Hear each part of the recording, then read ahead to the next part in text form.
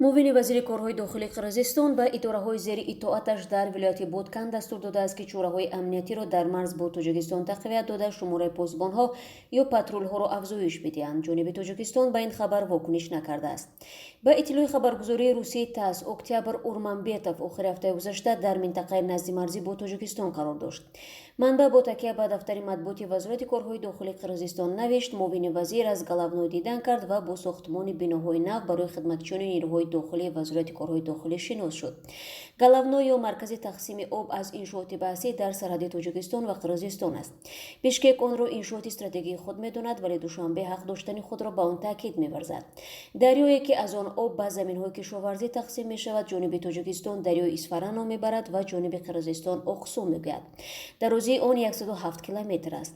сабаби рафтани муовини вазири корҳои дохилии Қирғизистон ба минтақаи назди марзӣ бо Тоҷикистон дар ин шабу рӯз маълум нест, аммо дар хабари расмӣ ба таъмини амният дар остонаи интихоботи парлумонӣ ишора шудааст. интихоботи парлумонии Қирғизистон 28 ноябри имсол баргузор мешавад.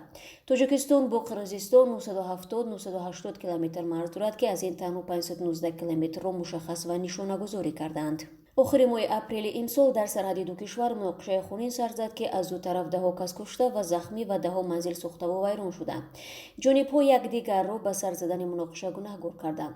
баъд аз муноқиша муносибати Душанбе ва Бишкек ба сардӣ печид. ҳоло Қирғизистон марзҳои худро барои шаҳрвандони Тоҷикистон баста, Душанбеву Бишкек тақрибан доду гирифти молӣ надоранд.